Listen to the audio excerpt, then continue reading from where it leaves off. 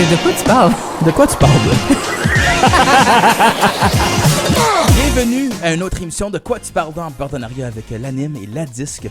Aujourd'hui, on parle d'un sujet très important.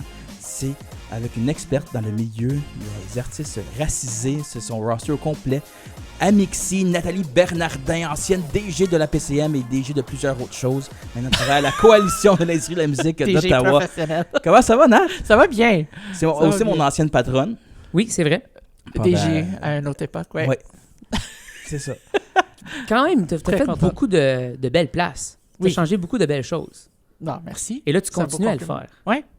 À ta façon, avec tes trucs. Merci. Puis c'est de ça qu'on va parler aujourd'hui, évidemment. Oui, parce que on contextualise tes emplois, là, mais Amixi, qui est Oui. ta compagnie de gérance de booking, tu as plusieurs artistes. Tu as un roster 100% d'artistes racisés noirs.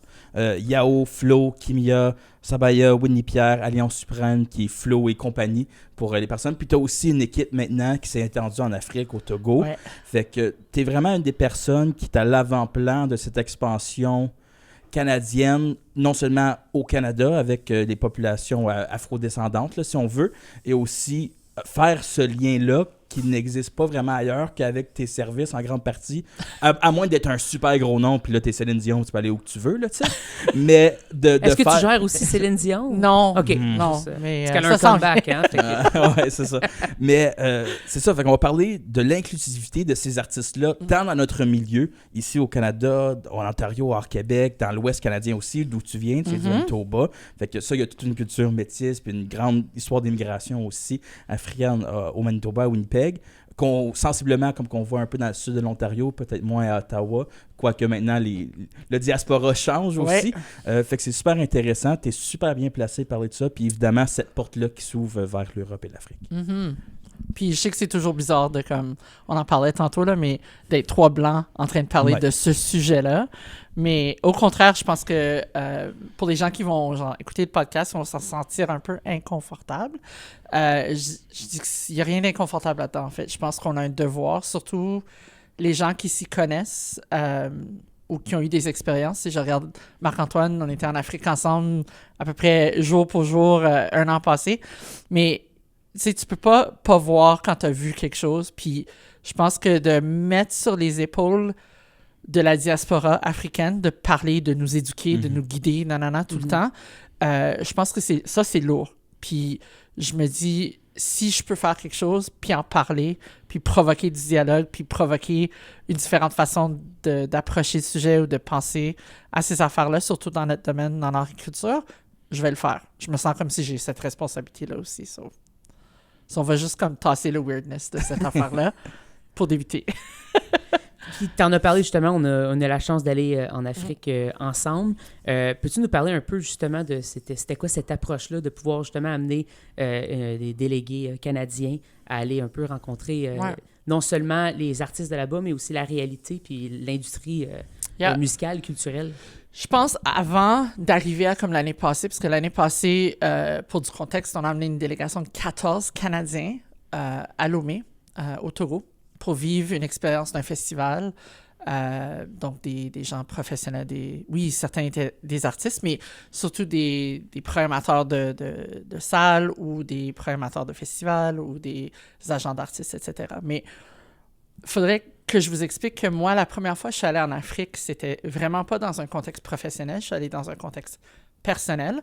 Et en arrivant en Afrique, j'avais comme cette curiosité-là, naturelle. Je voulais aller voir une salle de spectacle. Je voulais aller voir à quoi ça ressemble, qui est-ce qui travaille dans ces affaires-là, comment ça marche, est-ce que c'est comme chez nous? Parce qu'avant d'être à la PCM, avant d'être à la radio, avant d'être à Amixi, moi, mes premières amours ont été dans le monde du festival. Donc, l'autre côté de la médaille, en train d'acheter des spectacles, programmer des spectacles pour ma communauté au Manitoba. Donc, je voulais aller voir comment ça se passait, ça, au Togo.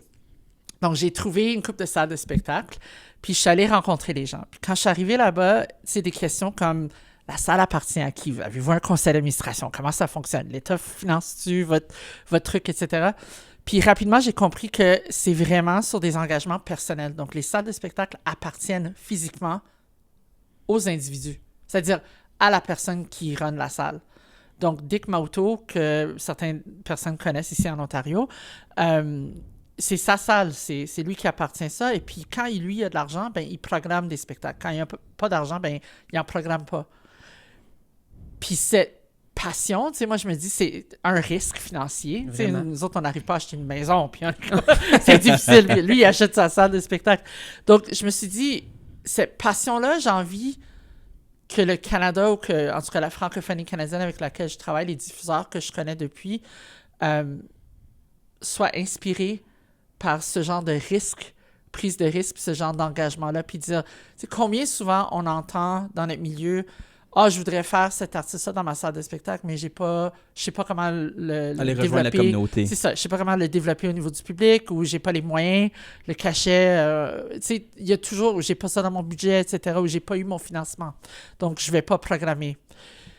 Et moi, je me suis dit, voilà un gars qui attend pas du financement, qui trouve des moyens, puis je pense on a perdu ça au Canada, malheureusement. Peut-être parce qu'on a trop financé nos milieux. Je ne dis pas qu'il faut arrêter de financer les milieux, c'est pas ça. C'est pas ça le message. Surtout pas.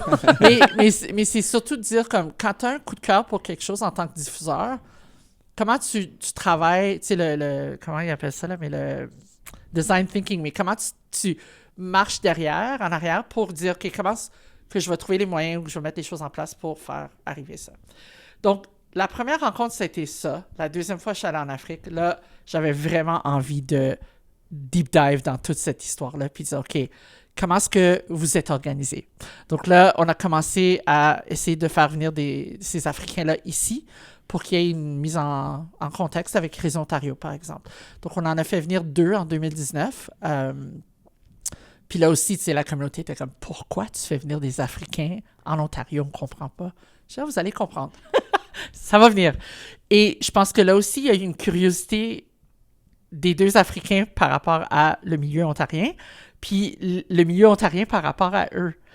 Et ce qui s'est développé après ça, c'est fascinant parce qu'il y a eu une organisation d'un réseau similaire à Réseau Ontario en Afrique, spécifiquement au Togo. Donc, les salles de spectacle se sont fédérées entre eux pendant la pandémie pour vraiment réclamer des choses au niveau du gouvernement pour avoir des aides, etc. Puis ça les a aidés. Puis aujourd'hui, ça les aide encore parce que quand on fait venir des artistes, là, on est capable de les mettre dans plusieurs salles de spectacle, etc. Donc, il y a des bonnes choses qu'eux ont retirées, qu'ils ont ramenées là-bas.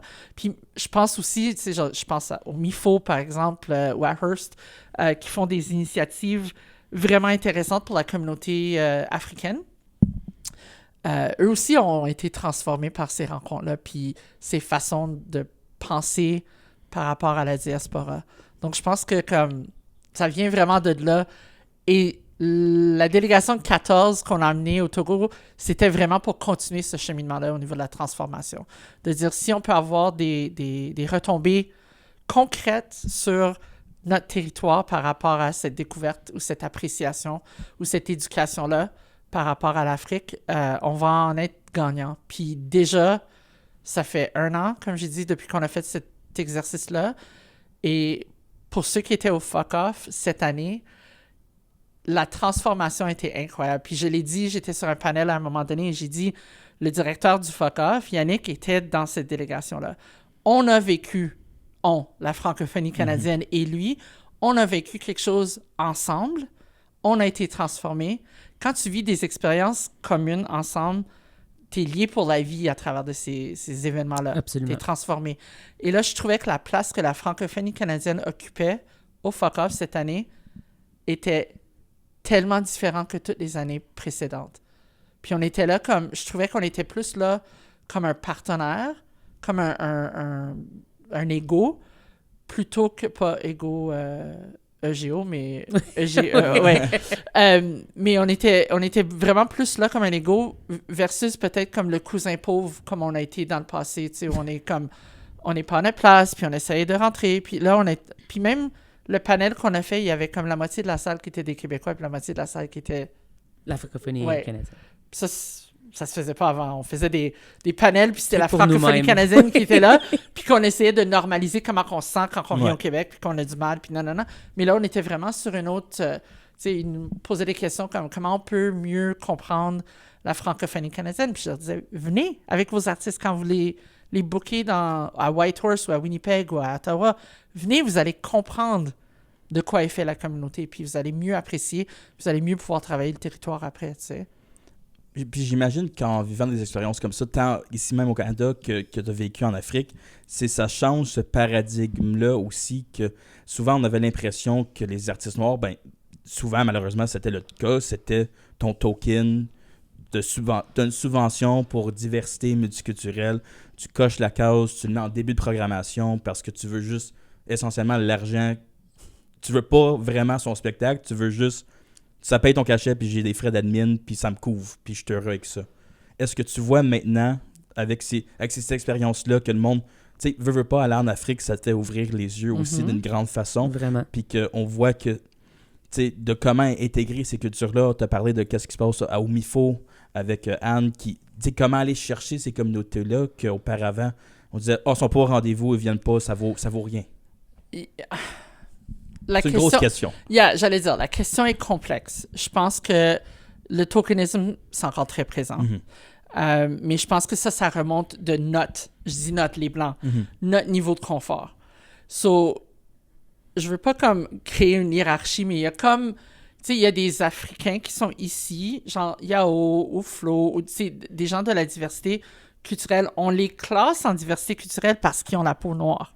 Ouais. Mais ils sont là depuis. Tu sais, Yao est là depuis qu'il y a 12 ans. Ça veut pas dire qu'il n'y a pas d'attache avec l'Afrique, puis la culture à la maison est pas... Ça n'enlève rien à ça. Ça n'enlève rien à ça, mais c'est un safe choice pour un programmateur. Dans les codes pour canadiens. Cocher une boîte, là. Mais si on rentre dans la réalité, mettons un Africain qui arrive au Canada, il est zéro branché sur la culture ou les artistes canadiens, ici. Yao, Flo, peu importe. Puis il va rester branché sur sa culture et sa musique de chez lui pendant probablement un bon 10 ans, sinon pas plus. Puis évidemment, il arrive, ses préoccupations sont trouver un logement, un job, etc. Donc, les arts et la culture, c'est au top de la pyramide de Maslow, mettons. C'est pas tes besoins essentiels en bas, là. Exactement. Donc, moi, par exemple, mon fils qui vient d'arriver il y a déjà presque 3 ans, lui est encore branché sur la musique de l'Afrique de l'Ouest. Puis, tu sais, il connaît Yao et Flo, évidemment, parce que sa mère travaille avec ces artistes-là. Mais de s'intégrer, de vraiment développer sa curiosité pour des artistes afrodescendants canadiens, mais il l'a pas. Puis, il l'a pas besoin tout de suite parce que son assiette est pleine avec ce qui vient de l'Afrique de l'Ouest. Ça va changer à un moment donné quand ces artistes-là ne tournent pas chez nous. Et qui aura envie d'aller voir un spectacle. Et là, il commence. Là, ça fait 3 ans. Là, il commence à avoir une curiosité. Tu sais, mais il va y aller, mais avec des amis. Donc là, il y a comme, tu sais, il y a l'influence de groupe qui joue là-dedans. Donc, c'est pas assez ferré encore pour dire comme, moi, je découvre sur Spotify, je tombe en amour avec un artiste et je vais le voir en spectacle. Donc, je pense qu'il y a encore beaucoup de tokenisme, pour revenir à ta question, Nicolas, qui existe. Je pense que la capacité du milieu homogène ou whatever, le milieu majoritaire, la capacité de se mettre dans une instance d'inconfort ou de risque. Puis, tu sais, programmer un artiste africain, c'est pas juste ça, la job. Puis ceux qui le font là, je pense à Anne ou à Valérie à Hearst, les salles de spectacle ou les festivals qui programment des artistes africains, si t'es pas dans un gros milieu comme Montréal, il y a vraiment du travail à faire pour aller sortir cette communauté-là. So là, il faut créer un happening. Tu sais? Puis, l'autre chose que je veux dire sur ce sujet-là aussi, c'est on parle beaucoup d'intégration, notre tokenisme, d'intégration, développement de public, c'est des mots qu'on lance comme ça, mais de se retrouver à l'intérieur de leur communauté, c'est hyper important. Puis j'ai l'impression des fois qu'on est encore les Blancs, mais on est trop borné sur le vouloir de comme mélanger, le vouloir de homogénéiser tout ça. De blender. De blender. Tu vois, comme Anne Omifo, elle avait fait, ça fait déjà comme 2 ou 3 ans de ça, une soirée haïtienne avec Flo. Puis on était embarqués dans son délire. Flo, Whitney, tout ce qui est haïtien, on va travailler là-dessus. Le DJ est haïtien aussi, la bouffe haïtienne, etc. Et je pense pas qu'elle pensait qu'elle allait tout vendre. Puis le matin même, on était à un déjeuner ensemble. Puis j'ai demandé comment va la vente des billets. Puis elle a regardé, puis t'es comme, shit, c'est rempli, c'est survendu même. Puis le soir, quand je suis arrivée à la salle de spectacle, je pense qu'il y avait peut-être 10 blancs dans une salle de 200 Haïtiens. Wow. Mais les Haïtiens auraient peut-être pas sorti au MIFO à d'autres moments donnés. Ouais. Mais ce soir-là, ils se sont sentis comme s'ils avaient leur place, puis ils ont pris leur place. Et avec raison. Puis c'est pas parce qu'il n'y avait pas d'autres blancs qui étaient là que c'était un fail au niveau de la soirée. Mais au contraire, la exact. prochaine fois qu'elle aura un spectacle qu'elle met au Shankman, peut-être que ces gens-là viendront à voir un artiste de... La curiosité s'installe, puis le Voilà. sentiment d'appartenance, souvent dans un milieu francophone minoritaire, c'est très important autour de nos centres Ouais. culturels. Puis qu'on soit pas mal à l'aise. Le dernier spectacle qu'on a fait avec Yao, c'était à Hearst, quelques semaines passées, puis El Hadj Diouf, qui est sénégalais, faisait partie de la programmation. Puis il y a eu tu sais, ça commençait à 5 heures le soir, puis ça finissait comme à minuit, à 11h30, minuit.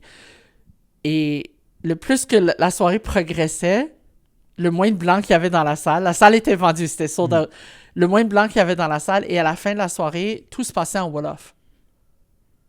Puis c'est trois femmes blanches qui travaillent au Conseil des Elders. Ouais. Et tu sais, de parler avec eux, puis zéro inconfort. Hein. Eux autres sont ravis, puis même, ça m'a étonné, tu sais, je disais, le spectacle finit à quelle heure? Puis elle dit, ça finira quand les gens auront fini. Wow. Ouais.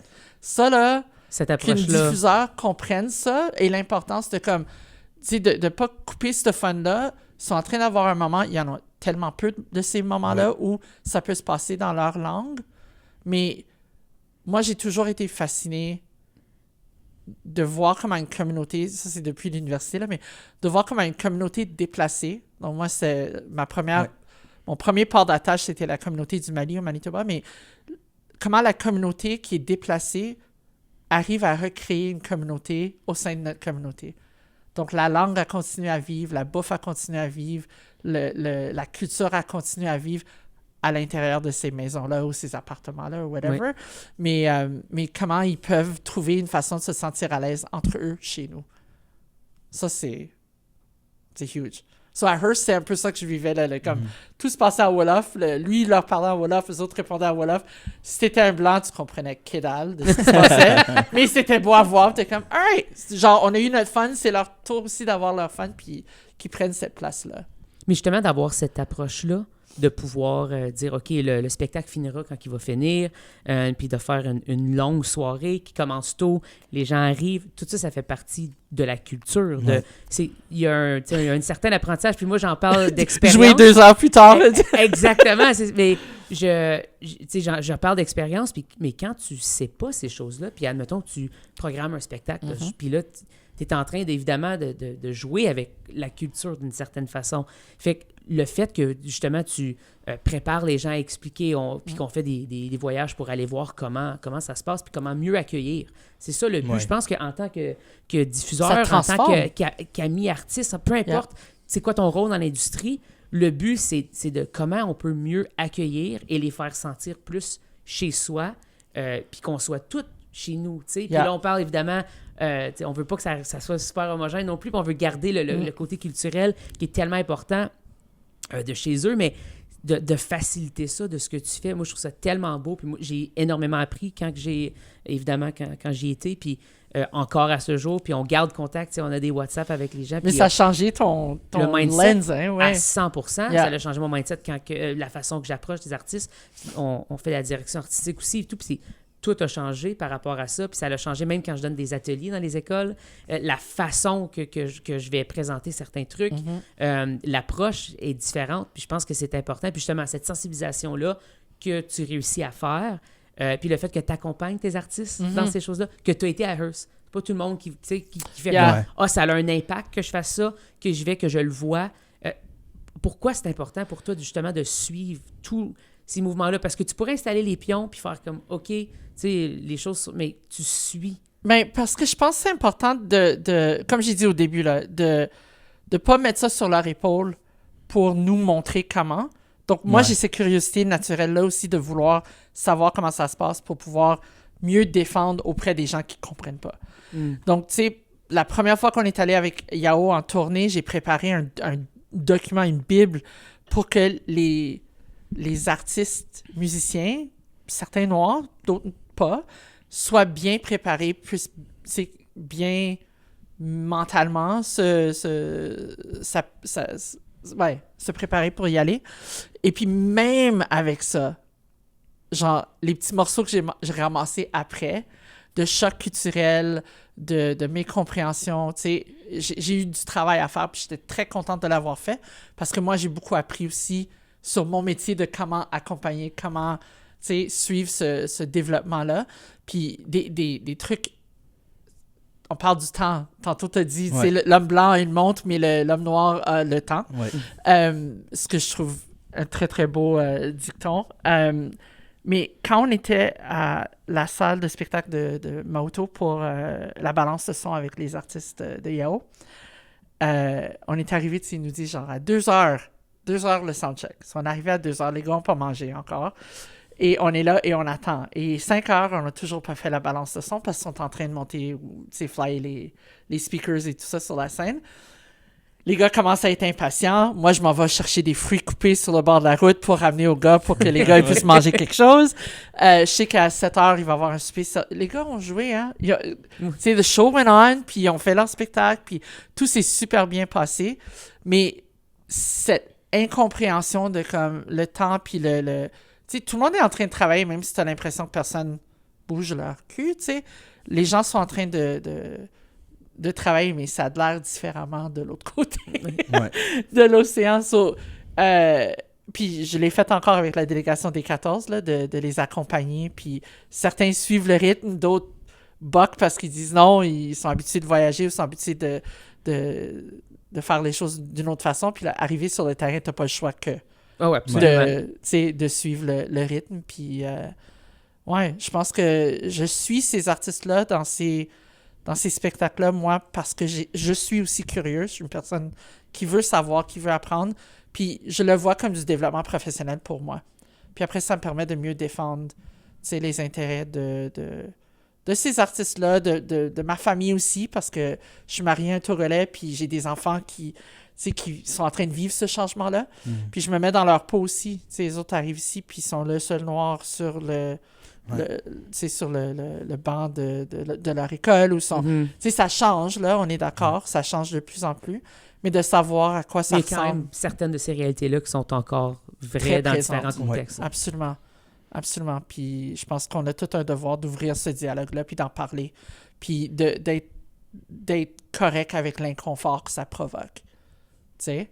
Parce que d'être la seule blanche qui est à Lomé dans un événement, ben quand nous, tu sais, je sais pas comment toi tu t'es senti, mais quand tu arrives sur un événement puis tu es le seul blanc dans un événement, ce que tu ressens, tu te dis, shit, OK, quand je vais être dans une salle puis il n'y aura pas beaucoup de gens qui ne nous ressemblent pas, je vais peut-être être plus sensible. Puis les communautés sont en train de changer à vue d'œil. Ouais. Comme, tu sais, l'année passée, c'était un autre portrait différent qu'aujourd'hui. Puis, je peux pas m'empêcher que penser à mon Manitoba. Puis j'ai eu un moment de fierté l'année passée à Coup de cœur. Il y a une nouvelle directrice générale du Centre culturel franco-manitobain qui est africaine. Oh, wow! Puis je dirais 3/4 de son staff, je pense, sont de d'autres cultures que la culture franco-manitobaine. Puis j'ai hâte de voir ce que ça va donner ça dans 3 ans au niveau d'une programmation. Tu sais, de voir comme est-ce qu'elle va programmer pour sa communauté? C'est toute sa communauté. Oui, exact. End of the day, là, on devrait pas... Mais est-ce qu'elle va programmer plus de trucs à risque, d'Africains, de la diaspora qui vient d'ailleurs, ou est-ce qu'elle va vouloir plaire à la communauté de souche, tu sais? Puis est-ce que la communauté de souche va sortir voir bref. Ce qui vont être au rendez-vous. C'est une expérience, j'ai hâte de voir un peu la suite des choses. Je pense que ça change. M'amène vers une question que je pense que c'est importante, c'est quand que ça vient au booking, quand tu vois les différents diffuseurs, pour toi en tant que booker puis gérante, tu vois-tu que c'est une différence culturelle de on vient de parler un peu comment que les artistes africains, puis c'est peut-être un autre mindset, ou c'est-tu vraiment une barrière raciale que t'es noir, que Yao soit, mettons par exemple, Yao serait blanc. Est-ce qu'il ferait plus de spectacles, selon toi, s'il serait blanc? Hell yeah. Hell yeah. Je pense que oui. Ça, puis c'est du non-dit, right? Le monde vont mais non, c'est pas vrai. Mais oui, c'est vrai. Moi, je pense qu'il y a des barrières qui sont encore j'arrête pas de parler du risque puis du safety factor. Mais tu sais, même les bailleurs de fonds, puis je nommerai pas de nom. Mais tu sais, on va sur un événement international de prestige. On arrive pour représenter l'Ontario. On arrive avec un groupe très franco-ontarien, très musique trad, très canadien. Mais on veut aussi que Flo joue sur cet événement-là. OK, parfait. Je vais peut-être me faire crucifier pour parler de ça ici, mais en tout cas, j'assume. Mais bref, on n'est pas sur les mêmes conditions, on n'est pas sur les mêmes salles. Donc, on est pour le groupe franco-ontarien, on va dire, sur une scène full équipée, grande scène, et full band, etc. Flo arrive avec son DJ, on est 2. On nous demande de diminuer notre devis technique. Mais diminuer où? Comment? Et je comprends pas, donc je pose des questions en tant que booker parce que je défends leur place, je défends leur conditions, ton artiste, absolument. Et là, on m'apprend en fait qu'ils vont jouer, eux, Flo et son musicien, sur une autre scène, en fait, ce qui n'est pas vraiment une scène, qui n'est pas équipée, qui n'a pas de technique, qui n'a pas de technicien, qui n'a pas... Donc là, je me pose des questions. Pourquoi on n'est pas sur la même scène que les Blancs? Pourquoi, tu vois? Et que Flo ait à naviguer ça seul, pas cool. Non. Vraiment pas cool. Non. Mais que Flo ait Nathalie pour jouer l'intermédiaire là-dedans, poser des questions, puis de demander ou exiger. Finalement, on n'est pas allé à l'événement. Parce que ils m'ont dit, oui, stresse pas, il y a un autre artiste qui va jouer sur la même scène que Flo. J'ai dit, et c'est aussi un autre artiste noir. Donc là, vous comprenez, non. Je vais pas... Juste la perception, même si l'intention n'est pas celle-là, la perception de l'intention que ces artistes-là ne sont pas assez bons ou à la même hauteur. Ou à la même hauteur. Moi, je suis pas prête à lui imposer ces conditions-là. Tu sais? Oui, ça existe toujours... On parle de tokenisme. Oui, je pense que quand les gens programment Yao, programment Flo, je pense qu'ils le font parce qu'ils en ont envie. C'est pas juste parce qu'ils ont besoin de cocher une case. Parce qu'il y a des cases qui coûtent moins cher. On va se dire la vérité. Mais je pense que, comme j'ai dit, c'est un choix qui est safe. Je veux dire, il est noir et il plaît aux Blancs. Ouais. Tu vois, le nombre de spectacles qu'on fait avec Flo, c'est fou. Le nombre d'écoles, le nombre de... On arrive dans un festival et les jeunes... C'est un beau succès. Oui, c'est un peu comme un modèle à la musique américaine qu'on voit souvent comme des... Tu sais, même Drake, quand on pense à des gros noms comme ça, que il y a un mass appeal très mainstream quand même. Puis c'est pas du gros compas ou du zouk qui fait, là, puis là, t'es comme... Qu'est-ce qui se passe? Je suis pas dans ma zone de confort. C'est ça. Ouais. Mais je pense, pour Flo, je pense que le hype à l'américaine, là, je pense que c'est le cas pour lui. Ouais. C'est-à-dire que les écoles dans lesquelles il va aller jouer ou les événements qui sont guéris vers cette clientèle jeunesse-là, je pense que les gens le font pas parce qu'il est noir. Ça pourrait être DJ Pierre, ça pourrait être un autre artiste qui aurait le même hype, puis ça passerait. Mais si on parle des événements genre Festival Franco ou des trucs comme ça, je pense que le risque est calculé, là. Il faut qu'ils vendent des billets, mais il faut qu'ils remplissent leur case franco-ontarien, puis diversité, puis tout ça. Mais moi, faut que les gens, au niveau de la diversité, poussent un peu plus loin à savoir qui est ta communauté.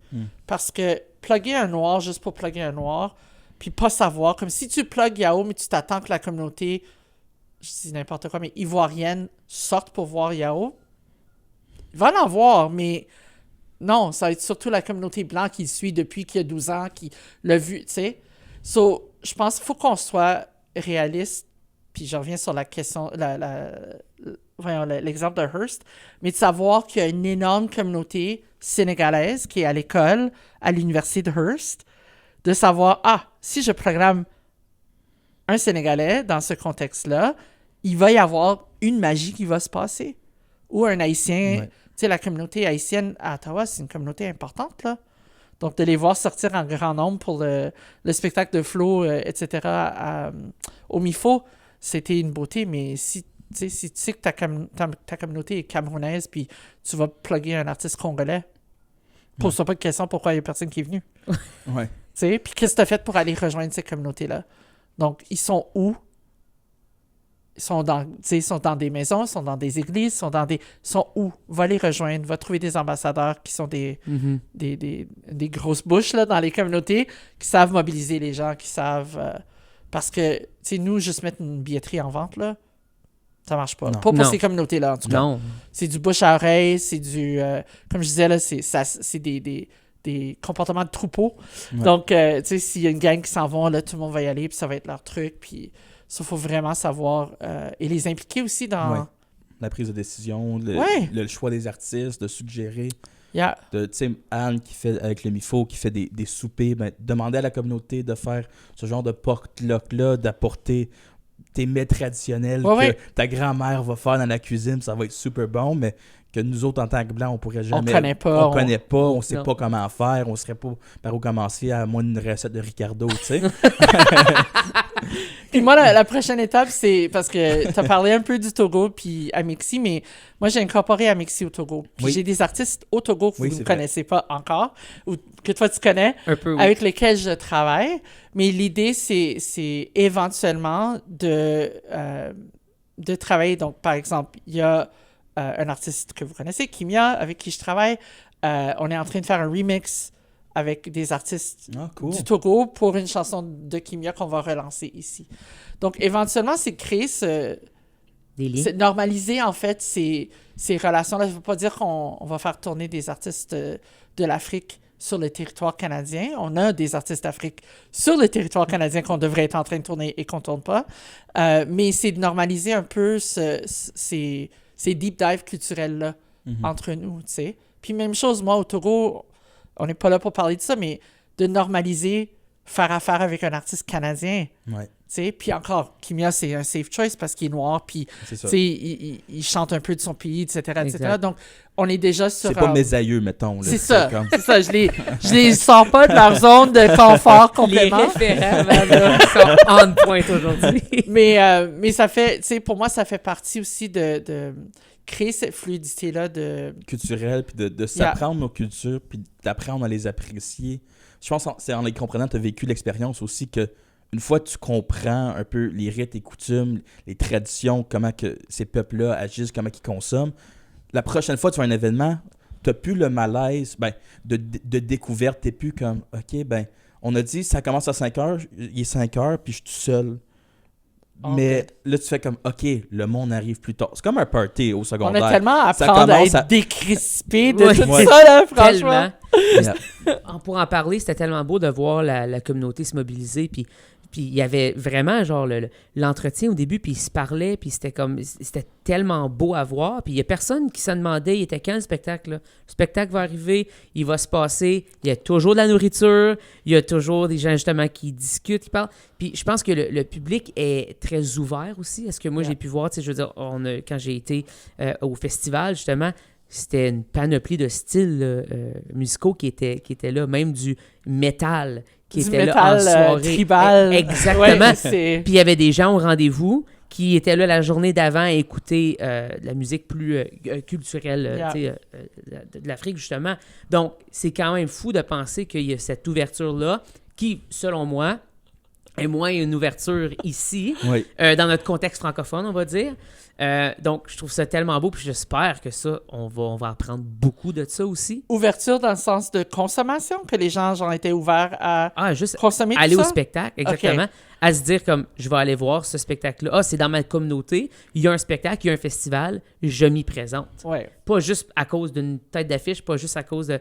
Parce que le festival il est là, moi, je veux y aller, je veux participer à l'événement. Pas nécessairement toujours par rapport... Cette culture de fête autour. Exactement. Aujourd'hui, en tant que Canadien, même nos artistes blancs canadiens, là, je mets des gros guillemets, là, le monde, ils vont pas plus à des shows. Ils vont attendre que Lady Gaga vienne au Centre Bell pour dépenser 1000$. Les comportements sont exactement pareils qu'ici. C'est-à-dire que, oui, là, on est allé à un festival dans une petite salle de spectacle, etc. Donc, tu as vécu un côté de l'Afrique, mais si tu vas voir des spectacles où il y a genre 20 000, 40 000, oui. genre comme Lady Gaga, Ouais. comme, Absolument. tu sais, ou des 100 000, où ça c'est normal aussi, puis le comportement est très différent dans ce salle, 100%. dans ce contexte-là qu'un autre contexte. Mais t'entends parler de la musique tribale et tout ça, tu sais, on a parlé d'un groupe genre traditionnel, Zing Zing, whatever, franco-ontarien, mais la musique franco-ontarienne, c'est beaucoup plus que ça. Oui. C'est du rap, c'est du punk, c'est du rock, c'est du classique, etc. Donc, il y a vraiment de tout. En Afrique aussi, tu sais, encore mentalité de blanc par rapport à l'autre côté, mais on a l'impression que c'est tout du traditionnel. Ouais, la musique du monde, là, quand... Oui. Tu sais, avec les djembés, avec les... Que mais la Guyane française, c'est juste la compagnie créole. Tu sais, ça serait... Tu sais, il y a d'autres affaires que ça, là. Oui. Ouais, donc je pense qu'il y a ça aussi à démystifier, puis ça fait partie aussi de genre...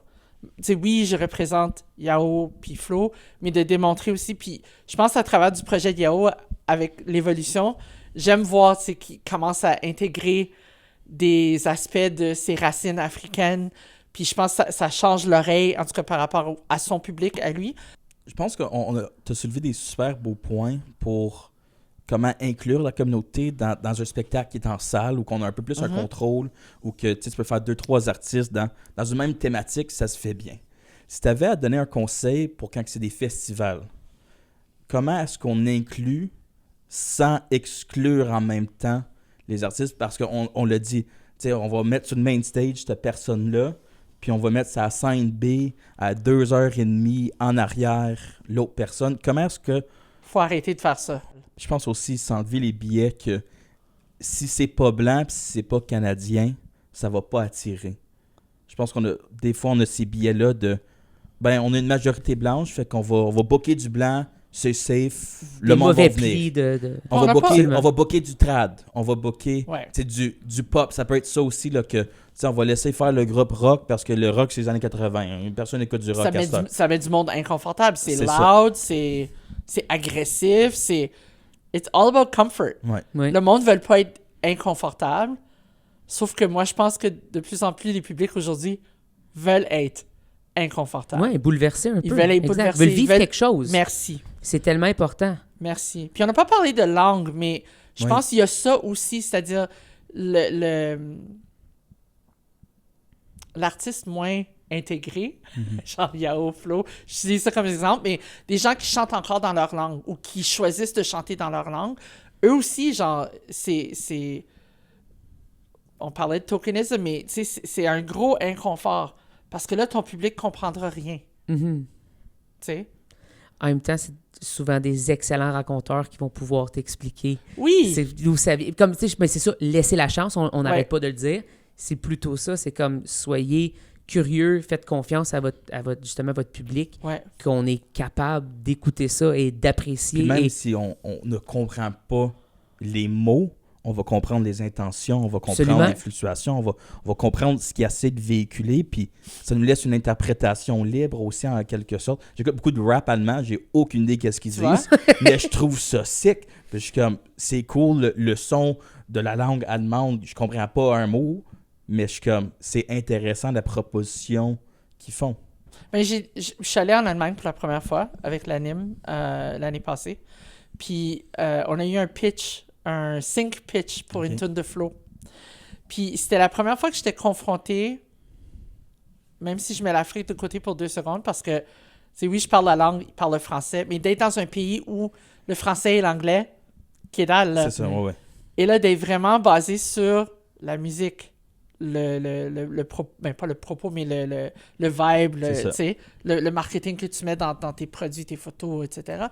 Et d'être vraiment plus dépendant de ça que de la capacité de communiquer ou de la Oui. capacité d'être compris par la personne qui est devant toi ou le marché qui est devant toi. Puis ça m'a vraiment, moi, donné un appétit de vouloir développer ça davantage. D'aller dans des pays où c'est pas francophone, c'est pas anglophone, puis de tester les produits d'Yao, puis de Flo, puis de Kimia, puis pour voir comment que ça peut résonner ou pas, puis quels échanges qu'on peut établir. Mais la langue aussi, c'est un autre niveau Ouais. où ça peut rendre des gens inconfortables, malheureusement. Mais il faut vraiment déconstruire ça, puis être comme faire une place pour ces langues-là aussi dans notre pays. Hey, si l'opéra peut être bien populaire, là, qu'on comprend pas un mot qu'ils disent. Là. Right? Tu sais, puis c'est comme un des genres de musique que ça fait le plus longtemps. Je chante en italien, je comprends rien, le pizza puis that's it, là. Tu sais, mais ça reste que tu vas à New York là, de l'opéra. 3/4 du monde vont pas comprendre qu'est-ce qui se passe, mais c'est comme je m'en vais à l'opéra parce que c'est un happening. Ouais, je m'en va vivre de quoi. Je veux vivre l'opéra, je veux vivre l'expérience, mais cette expérience-là, on peut l'avoir dans d'autres formes que Amen. de l'opéra classique. Amen. Tu sais, puis c'est pas les autres genres de musique, ça existe, ça fait aussi longtemps que l'opéra, si pas plus longtemps, surtout quand ça vient des cultures africaines. Yeah. Fait que je pense que, tu sais, ça montre qu'on est capable, on a cette ouverture-là. Je pense que c'est juste de prendre le faux risque qu'on se met dans notre tête que, oui, on va le faire, puis ça va bien aller, puis comment est-ce qu'on peut s'assurer du succès de ce spectacle? Mais il faut arrêter de penser que mettre la table, ça suffit. Ouais. Oui. Vous comprenez Oui, ce que je veux dire? Absolument. Tu sais, j'ai programmé un truc, maintenant, ils Ils pas vont venir. C'est ça. Il faut vraiment déconstruire ça. Parce que mettre la table ne suffit pas. Puis je pense que l'exemple parfait, c'est, on va dire, on prend n'importe quel artiste canadien, on fait un show en France, on a booké un Canadien, les Canadiens de la région vont venir. Non, les Français vont aller voir les Français, vont aller C'est voir ça. ce qui sont confortables à Ce qu'ils voir. connaissent Exact. aussi. Ouais. Ça, puis veut pas, l'Afrique c'est un continent qui, dans les 50 prochaines années, va être le continent où que les pays sont les plus peuplés, puis ça ne cesse que de grandir, puis une grande partie de notre bagage culturel franco-canadien est issu de l'immigration. Absolument. 90% de la francophonie mondiale par 2050, qui est dans pas Pas long, là, longtemps, ouais. sera Est issue africain. de l'Afrique. C'est ça. 90%. Mhm. That's huge. Ouais. C'est énorme. Ça, c'est comme la France, le Canada, genre partout, là. Donc, il faut, genre... Enfin, j'allais dire, il faut s'y mettre là, mais Oui. genre, il faut avoir ces conversations-là, puis il faut commencer à ouvrir ces... Sinon, ça va être drastique, là, la claque d'en face qu'on va tous recevoir pour dire comme du jour au lendemain, nos communautés sont... Et je pense que ça, c'est comme amplifié encore plus dans la francophonie canadienne, Oui. parce qu'on n'a pas la main-d'œuvre francophone. C'est ça. Donc, beaucoup de cette main-d'œuvre-là francophone proviennent de pays d'Afrique, à mon grand bonheur. Puis, je pense que, comme je dis, on va avoir une claque d'en face là, si on n'est pas en train de faire plus de D'être ces proactif à propos jasettes-là. de tout Oui, ça. autour de comment on navigue Ouais. ces questions-là.